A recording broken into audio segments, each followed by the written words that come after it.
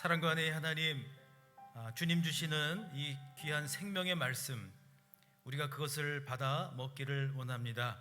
말씀의 세계 속으로 들어가게 하여 주시옵소서. 오늘 이 자리에 참여한 모든 성도님들, 또 온라인으로 예배를 드리는 모든 분들, 하나님 이 시간 영안을 열어주시고 하나님의 말씀에 집중하며 나아갈 수 있도록 도와 주시옵소서. 악한 사단마귀 틈 못하도록 도와주시고 하나님께서 우리의 영혼을 지켜 보호하여 주시옵소서. 예수님 이름으로 기도하옵나이다. 아멘. 할렐루야. 네, 잘 오셨습니다. 옆에 계신 분께 이렇게 축복하겠습니다. 오늘도 말씀의 주인공 꼭 되시기를 축복합니다. 서로 축복하시겠습니다. 말씀의 주인공 꼭 되시기를 축복합니다. 아멘. 믿음 시리즈 6번째, 은혜를 입은 믿음의 사람 노아라고 하는 제목으로 함께 말씀의 은혜를 나누기를 원합니다.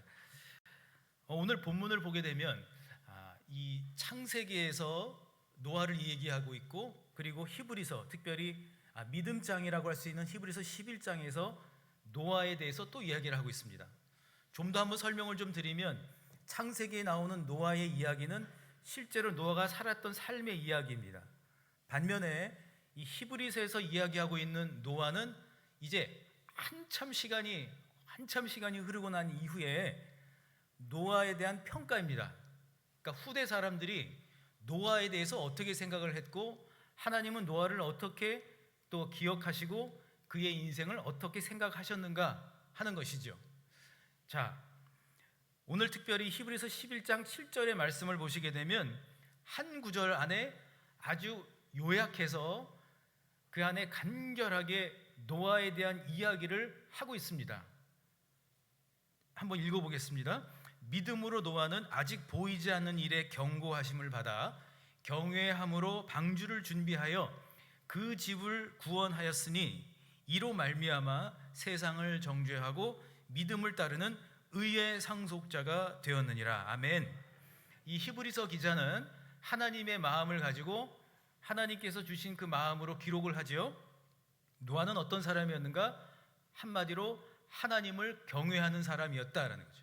하나님을 경외하는 사람.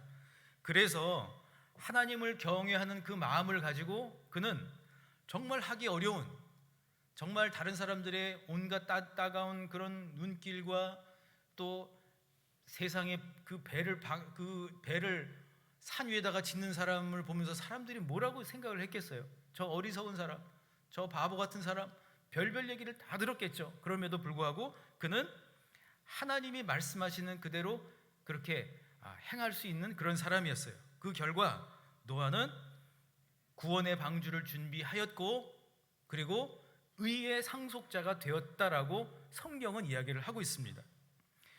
그렇다면 여러분, 우리는 몇 가지 질문을 통해서 이 노아가 살아왔던 삶을 우리가 한번 살펴보고 우리 역시 정말 노아처럼 살 수 있기를 주님의 이름으로 축복합니다. 첫 번째 질문은 이겁니다. 노아는 어떻게 하나님을 경외하는 사람이 될 수 있었을까 하는 겁니다. 그러니까 하나님을 경외한다고 하는 것이 그냥 자연스럽게 저절로 되는 것이 아니라 어떤 계기가 있어야 하고, 또 어떤 훈련도 필요하고, 그리고 분명한 목표도 필요한데 어떻게 그는 하나님을 경외하는 사람이 될 수 있었을까 하는 것이 첫 번째 질문입니다.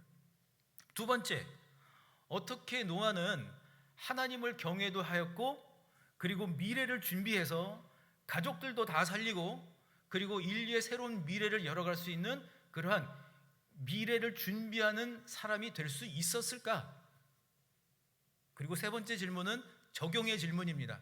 어떻게 하면 우리도, 나도, 우리 가정도 노아의 가정처럼, 노아처럼 구원의 방주를 미리 준비하는 그러한 삶을 살 수가 있을까? 이 세 가지 질문을 가지고 함께 말씀의 은혜를 나누기를 원합니다. 오늘도 아멘으로 말씀의 주인공 되시기를 축복합니다. 첫 번째로 노아는 하나님의 은혜를 입었다라고 하는 것이죠. 하나님의 은혜를 입었기 때문에 노아는 하나님을 경외할 수가 있었다라고 하는 사실입니다. 다시 한번 말씀을 드리면 노아는 하나님을 경외하는 사람이 될 수 있었는데 은혜를 체험하였기에 그는 하나님을 경외하는 사람이 될 수 있었다는 것이죠. 특별히 오늘 본문 가운데에 창세기 6장 5절과 6절에 보시게 되면 이렇게 기록을 하고 있어요.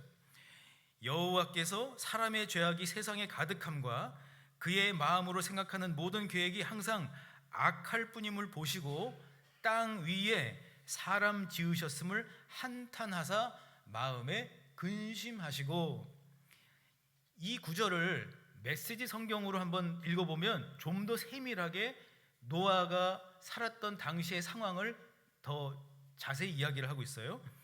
자, 한번 읽어보겠습니다. 하나님께서 사람의 악이 통제불능 상태가 되었음을 보셨다. 사람들은 눈을 떠서 잠들 때까지 온통 악한 것만 생각을 하고 악한 것만 꾀했다. 하나님께서 사람 지으신 것을 후회하시고 마음 아파하셨다. 예나 지금이나 변함없는 사실은 세상은 참으로 악하다는 사실을 알 수가 있습니다. 우리 교회에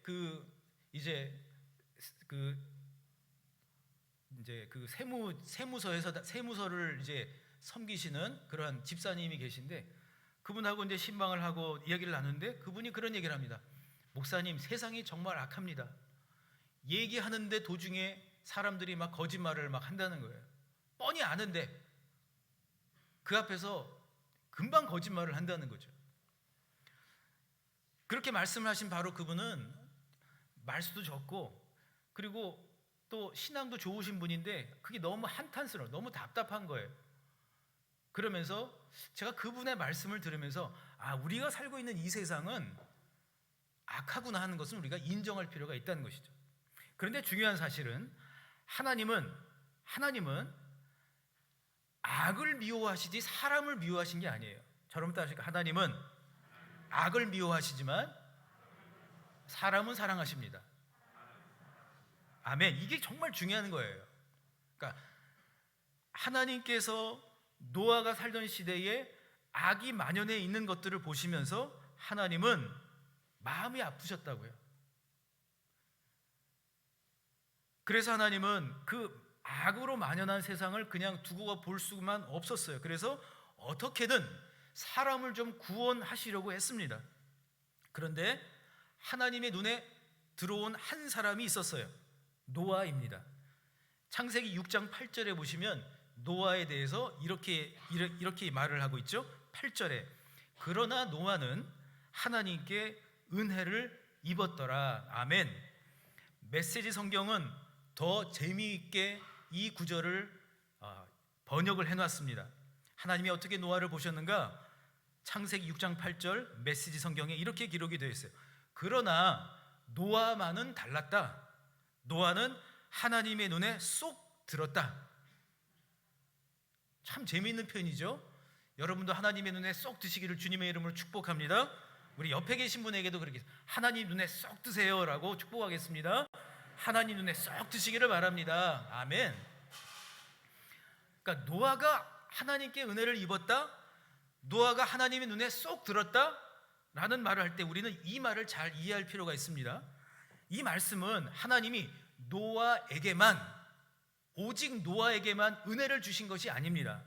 하나님은 공평하게 모든 사람들에게 다 은혜를 주십니다. 할렐루야.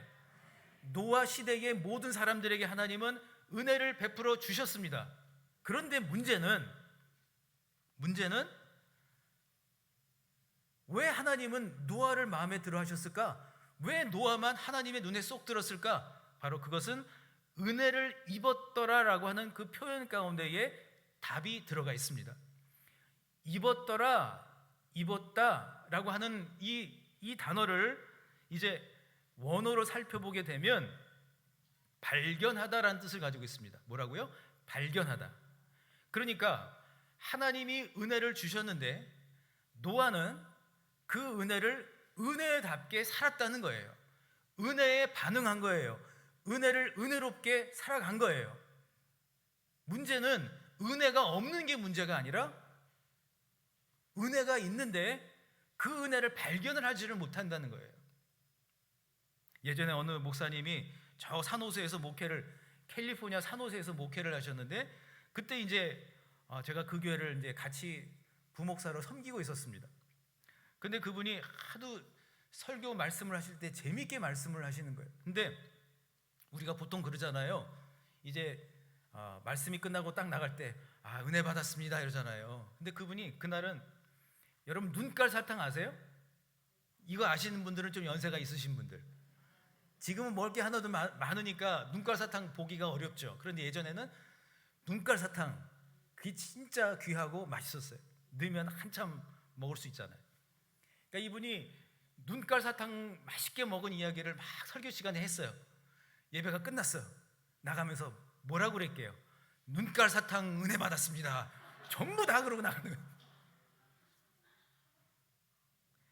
그러니까 눈깔 사탕에 은혜 받으면 안 되고요. 하나님께서 하시는 일들, 하나님이 정말로 주시는 그 은혜에 여러분 반응하는 삶을 사시기를 축복합니다. 여러분, 이 신구약 성경에는 은혜라고 하는 단어가 약 276회가 사용이 되고 있습니다. 그런데 이 은혜라고 하는 단어가 처음 시작되는 것이 어딘 줄 아십니까? 바로 오늘 본문 창세기 6장 8절입니다. 그러니까 이 은혜라고 하는 말을 원어 히브리어로 살펴보면 헨이라고 하는 한 단어인데, 이 은혜가 무엇인가 두 가지 뜻이 있더라고요. 첫 번째는 자비, 두 번째는 긍휼이에요. 뭐라고요? 자비와 긍휼입니다. 저랑 따라 하실까요? 은혜는 자비와 긍휼입니다. 아멘. 그러니까 경건한 사람이 되었고 미래의 구원의 방주를 준비했고 의의 상속자가 될 수 있었던 이 노아의 삶의 비결은 무엇인가? 은혜를 발견했다는 거예요. 은혜를. 그러니까 하나님의 자비로우심, 하나님의 긍휼하심을 날마다 구하면서 산 거죠. 그러니까 어떻게 보면 역사가들은 그런 얘기를 하죠. 그 예수 기도라고 해서 한 문장으로 하는 기도, 주님 저에게 자비를 베풀어 주십시오. 이 기도가 그러니까 예수님 오신 이후에 한 4세기 무렵부터 시작이 되었다고 하는데, 저는 오늘 말씀을 묵상하면서 정말 그 하나님을 향한 경건한 그 예수 기도를 처음 드린 사람은 바로 노아가 아닌가 생각을 해봅니다. 주님 저에게 긍휼을 베풀어 주십시오. 주님 저에게 자비를 베풀어 주십시오. 이 기도는 다른 말로 바꾸면 내 힘으로는 못 삽니다. 제가 오늘 장담컨대 이 자리에 나오신 우리 성도님들, 심지어 2층에서 예배를 드리고 있는 우리 초등학생들까지도 인생에 문제가 없는 사람은 한 사람도 없을 겁니다. 저 아이들도 방학해가지고 놀다가 이제는 숙제를 어떻게 하지? 그런 고민을 좀 하고 있을 것 같아요. 저랑 따라하실까요? 문제 없는 사람은 한 명도 없습니다. 옆에 계신 분에게 좀 얘기해 주세요. 잘도 문제가 많습니다. 좀 얘기 좀 해주세요. 문제가 한 가지가 아니야. 문제가 여러 가지. 노아는 그걸 알고 있었던 거예요. 노아의 인생 가운데는 다른 게 없었어요. 그가 경건한 사람이 되었고 그가 미래의 방주를 정말 준비할 수 있는 그런 인생이 될 수 있었던 비결은 내 힘으로는 못 산다. 도무지 문제가 해결되지도 않고 인생의 여러 가지 일들 속에서 정말 답이 나오지를 않는다. 그래서 그는 날마다 하나님께서 함께 하심을 그는 날마다 그 은혜를 발견하고 또 발견하고 살아가는 그러한 인생을 살았다는 것이죠. 그래서 노아는 매일매일 순간순간마다 하나님의 긍휼하심을 구하고 살았습니다. 더욱 중요한 사실은 노아는 은혜를 입었고 그리고 하나님 없이 살 수 없음을 날마다 고백하면서 살아간 것이죠. 사랑하는 성도 여러분, 믿음이라고 하는 것은 하루아침에 성장하지 않습니다. 정말 믿음직한 사람이 되는 것도 하루아침에 되지 않습니다. 저는 지금도 정말 제 인생에 감사하는 여러 분이 계시지만 정말 감사하는 분 한 분이 계십니다. 저의 장인어른이십니다. 연세가 지금 70 후반도 넘으셨는데 지금도 저희 장인어른을 보면 한마디 한 단어가 딱 떠올라요. 믿음직스럽다. 제가 결혼을 할 때 그 무렵부터 지금까지 한결같이 믿음직스러운 분이셨어요. 저는 그분을 보면서 하나님을 생각합니다. 하나님은 언제나 믿음직스럽게 우리 옆에 계셔 주셨습니다. 문제는 우리가 문제예요. 내가 믿음직스럽지를 못한 거예요. 내가 못 믿는 거예요. 하나님은 나를 믿어주셨고 하나님은 늘 믿음직스럽게 내 옆에 계셔 주셨어요. 노아는 그걸 알고 있었어요. 그래서 노아는 점점 살아가면서 은혜 입은 자로 정말 예수 그리스도를 닮아가는 사람으로 살아갔던 것이죠. 하나님은 여러분 심판을 하시고 죄에 대해서 심판을 하시고 하는 그런 무서운 분은 아니십니다. 오히려 하나님은 자비로우시고 노하기보다 구원을 위해서 일하시는 분이심을 믿으시기를 바랍니다. 그래서 그리스도인으로 산다라고 하는 것은 교회에 나와서 예배드리고 직분에 따라서 봉사하는 것 그 이상을 의미합니다. 그것이 본질은 아닙니다. 중요하지요. 그러나 더 중요한 것이 있어요. 그리스도인으로 살아가는 삶의 목표는 자비하신 하나님의 사랑에 반응하면서 살아가는 겁니다. 좀 더 쉬운 얘기를 한다면 그 믿음직스러운 하나님을 내가 믿고 나도 믿음직스러운 사람으로 변화해 가는 거예요. 존 뉴턴이라고 한 사람을 아실 겁니다. 이 뉴턴은 정말 잘도 못돼 먹은 놈이었어요. 왜냐하면 사람을 파는 노예선의 선장이었습니다. 그런데 그가 어느 날 자기 인생에서 가장 큰 죄가 뭘까? 그것은 사람을 파는 그것보다 더 흉악한 죄는 하나님을 생각하지 않고 하나님 없이도 얼마든지 살 수 있었다라고 생각한 것, 그것이 가장 근본적인 죄였다라고 고백을 합니다. 그리고 그는 훗날 이렇게 찬송시를 남기죠.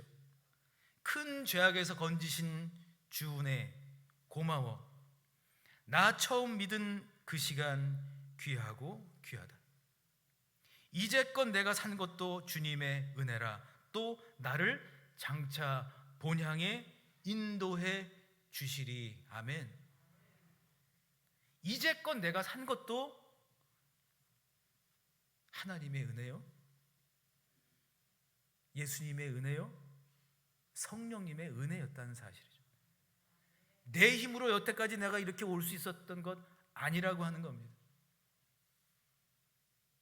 사랑하는 성도 여러분, 그러므로 무엇보다도 우리가 살고 있는 이 땅 가운데에서 정말 늘 우리 곁에서 믿음직스럽게 계셨던 우리 하나님을 다시 기억하실 수 있기를 주님의 이름으로 축복합니다.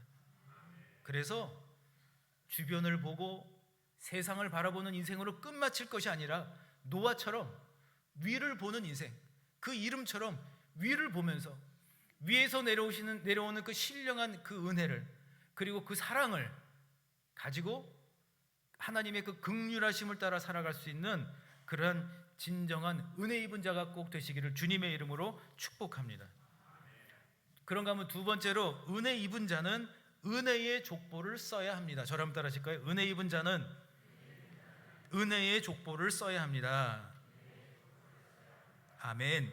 본문 9절에 보시게 되면 은혜를 입은 자, 하나님의 자비하심 가운데, 그 긍휼하심 가운데 반응했던 사람 노아는 하나님과 동행하는 삶을 살았다라고 기록을 합니다. 본문 9절에 보시면 이것이 노아의 족보니라. 노아는 의인이요 당대의 완전한 자라. 그는 하나님과 동행하였으며. 아멘.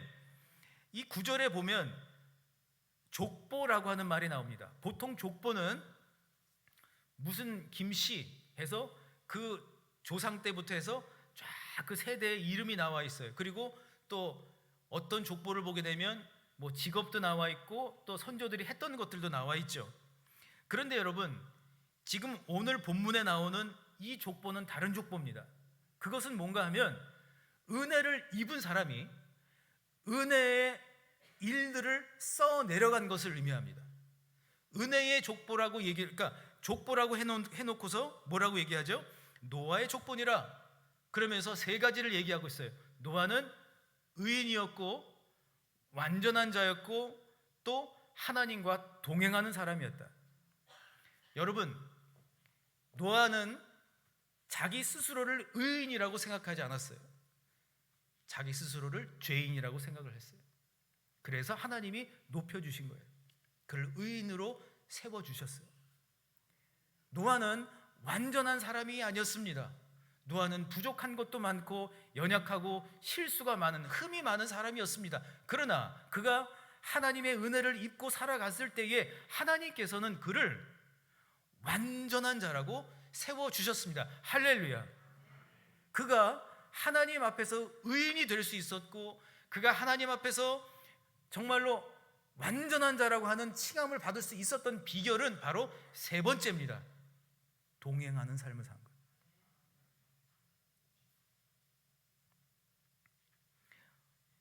이 구절에 동행하다라고 하는 말을 원어로 살펴보면 두 가지 뜻이 있습니다. 여러분 정말 잘 기억하시면 좋을 것 같아요. 첫 번째 뜻은 go with, 누구와 함께 가다. 두 번째는 practice, exercise, 훈련하다라는 뜻을 가지고 있어요. 그러니까 동행이라고 하는 의미는 누구와 함께 가는 것이고, 또한 그가 하나님과 동행했다라고 하는 것은 끝까지 하나님을 믿고 믿음직스러운 사람으로서 자기 자신의 인생을 계속 훈련하고 또 훈련하고 살아갔다라고 하는 것을 의미합니다. 로렌스 형제라고 하는 사람이 있습니다. 하나님의 임재 연습이라고 하는 책을 쓴 사람이기도 하죠. 근데 이 로렌스 형제라고 하는 사람은 16세기에 살았던 사람입니다. 그는 어느 한 수도원에 들어가서 수도사가 되었어요. 그는 수도사가 되어서 이제 살아가면 정말 멋진 일, 아름다운 일, 고귀한 일을 하면서 살 거라고 생각을 했습니다. 그런데 수도원에 들어간 순간 그는 맨날 청소만 했습니다. 그는 음식을 만드는 것이 아니라 설거지를 하면서 그렇게 수도원에서 수십 년을 살았습니다. 그러는 가운데 그의 인생에서 이런 의문이 생겼어요. 아니, 내가 청소하고 내가 설거지하고 하는 이 시간에도 하나님의 임재를 좀 경험하면서 살 수는 없을까?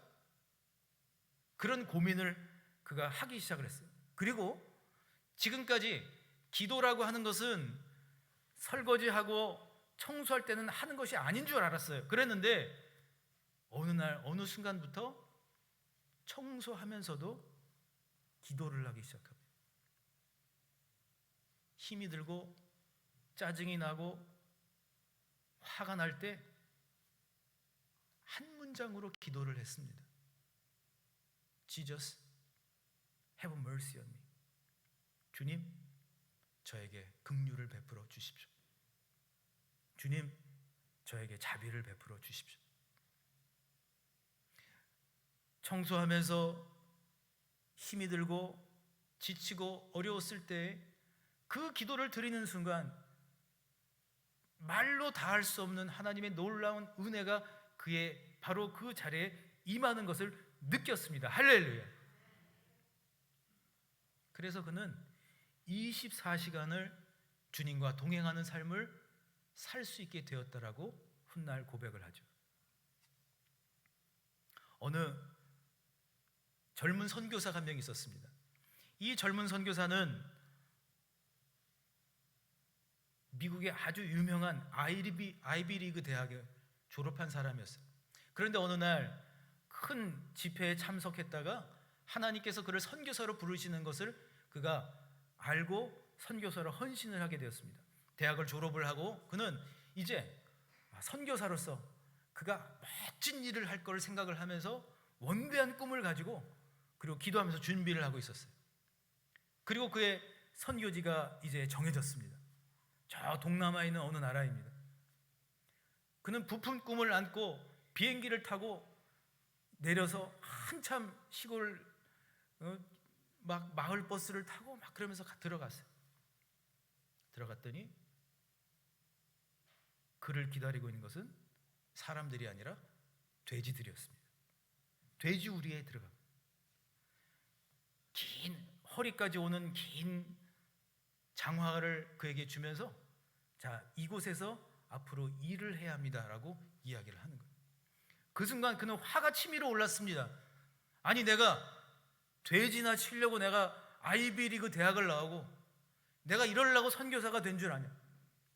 그는 며칠 하지도 않고 그 장화를 집어 던지고 다시 고국인 미국으로, 고향으로 돌아갔습니다. 그런데 그리고 난 이후에 아무도 연락을 하지 않습니다. 사람들이 찾아오지도 않습니다. 그는 몇 개월, 아니 1년이 넘도록 그는 혼자 지내야만 했어요. 그 가운데에 그는 기도하기 시작했습니다. 하나님, 저에게 다시 한 번만 기회를 주신다면 제가 이번에는 정말 순종하는 마음을 가지고 제가 그렇게 준비하겠습니다. 그렇게 기도를 하는 가운데에 정말 어느 곳에서 연락이 왔어요. 그리고 새로운 선교지로 그가 떠나게 되었어요. 그는 어디로 가는지 묻지도 않았고 무슨 일을 해야 되는지도 생각하지도 않았습니다. 그저 하나님이 이끄신 대로 가자. 그리고 동남아의 또 어떤 한 지역으로 가게 되었습니다.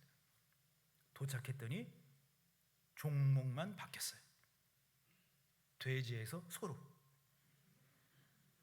그 순간 그는 자기 앞에 긴 장화와 그리고 긴 고무장갑을 보는 순간 거기에 무릎을 꿇기 시작했습니다. 아, 정말 하나님이 나를 얼마나 사랑하시는지, 하나님이 나에게 무엇을 가르쳐 주시려고 하시는 건지.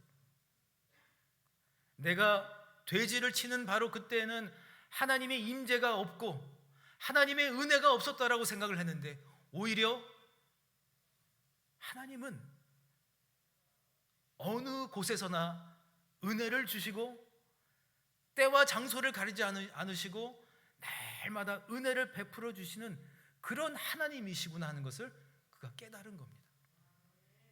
그리고 그는 두 번째로 소를 치는 그 자리를 행복한 마음으로 했습니다. 걸음을 주고 또 다 치우고 하는 이런 모든 일들, 정말 주님의 임재를 생각하며 주님, 저에게 자비를 베풀어 주십시오. 주님, 저에게 긍휼을 베풀어 주십시오. 그는 기도하면서 그 일들을 감당했어요. 그러자 놀라운 일이 일어납니다. 하나님이 그의 그 순종과 하나님을 향한 마음을 아시고 그의 사역을 넓혀 주셨어요. 그냥 소만 치고 있는 그러한 선교사가 아니라 이제는 동남아 지역을 돌면서 순회 선교사로 선교사들을 위로하고 격려하는 일을 맡겨 주셨습니다. 할렐루야. 저는 그 간증을 들으면서 오늘 말씀이 더 깊이 와 닿았습니다. 하나님은 여러분을 믿을 만한 사람으로 만드시기를 원하십니다. 언제까지요? 언제까지요? 잘할 때까지. 그래야 다음 단계로 넘어갈 수가 있기에. 내가 지금 살아가는 나의 이 삶의 이 현장에서 내가 누구를 만나든 내가 무슨 일을 하든 관계가 없다는 사실입니다. 노아는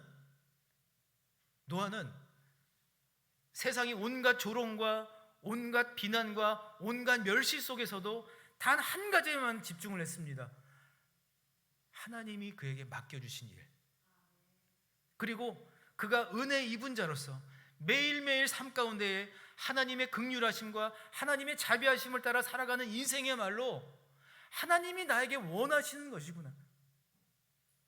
그렇게 살아갔을 때에 그는 가정을 구한 것뿐만이 아니라 인류의 모든 미래를 준비하는 그러한 미래의 준비자가 될 수 있었음을 기억하시기를 바랍니다. 사랑하는 성도 여러분, 저를 한번 진지하게 따라 하실까요? 다시 한번 하실까요? 내가 잘할 때까지 믿음직스러워지겠습니다. 아멘. 우리 하나님의 관심은 거기에 있어요. 언제까지 우리가 이 세상을 살아가면서 정말 주변 것들을 의지하고 살아야 하는 것인가? 오히려 하나님은 저와 여러분을 통해서 먼저 무엇보다도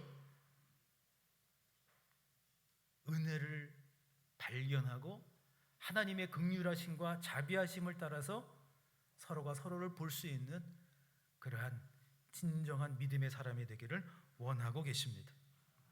오늘 본문 18절의 말씀을 결론으로 맺고자 합니다.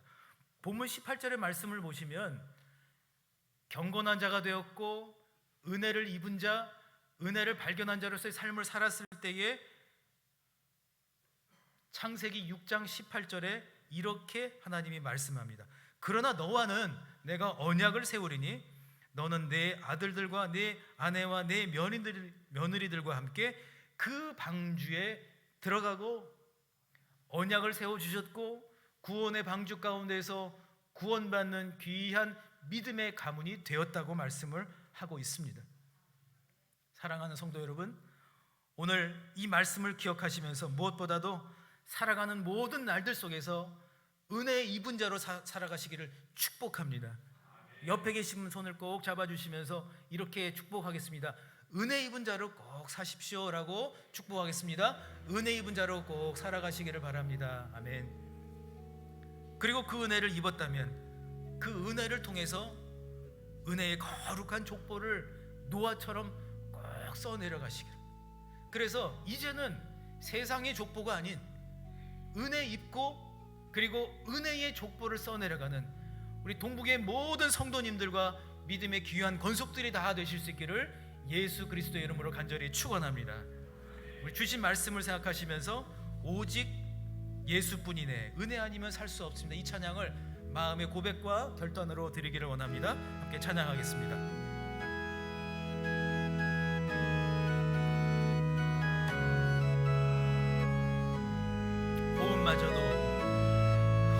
호흡마저도 다 주의 것이니 세상 평안과 위로 내게 없어도 예수, 오직 예수뿐. 우리 처음부터 한 번 더 은혜 아니면 살 수 없습니다 고백합니다. 은혜 아니면 살아갈 수가 없네. 호흡마저도 다 주의 것이니 세상 평안과 위로 내게 없어도 예수, 오직 예수뿐이네. 크신 계획, 크신 계획 다 볼 수도 없고 작은 고난에 지쳐도 주께 묶인 나의 모든 삶 버티고 견디게 하시네. 크신 계획, 크신 계획 다 볼 수도 없고 작은 고난에 지쳐도 주께 묶인 나의 모든 삶 버티고 견디게 하시네. 은혜 아니면 살아갈 수가 없네. 나의 모든 것 다 주께 맡기니 세상 위로 내게 주신 주 예수, 오직 예수뿐이. 여러분 손 들고 크신 계 함께 고백하며 나갑니다. 크신 계획 다 볼 수도 없고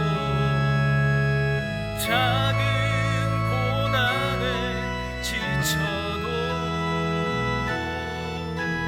주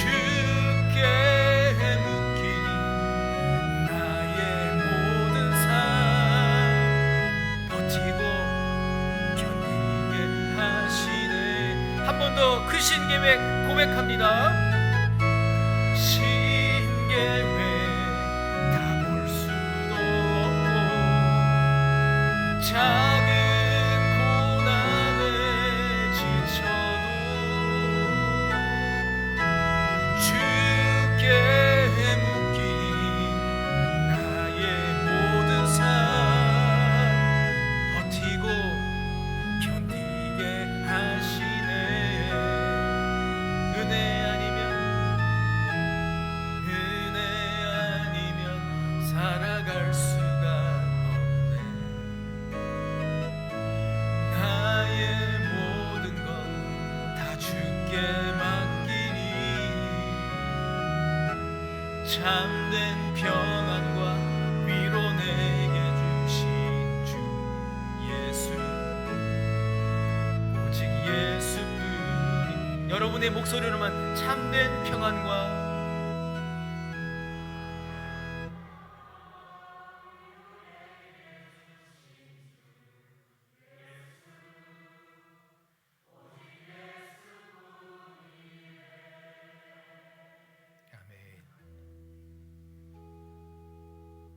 내가 살아온 모든 날들 속에서 날마다 은혜를 주셨기에 내가 지금까지 왔습니다. 우리 하나님은, 우리 예수님은 참 믿음직스러운 주님이십니다. 한 번도 마음이 변하신 적이 없으시고 우리를 버리신 적도 없으시고 우리 곁을 떠나신 적도 없으십니다. 그 하나님이 오늘 사랑하는 성도님들을 향하여 말씀하십니다. 은혜 입은 자가 되라. 은혜 입은 자로 살라. 그리고 믿음직스럽게 가정을 지키고 교회를 지키고 믿음직스럽게 누군가를 지켜줄 수 있는 그런 믿음의 사람이 되라고 말씀하고 있습니다. 이 시간 기도할 때에 은혜 입은 자로 살게 하시고 은혜의 족보를 써 내려갈 수 있도록 주님 함께하여 주시옵소서라고 함께 통성으로 기도하시겠습니다. 오 주님, 오 주님,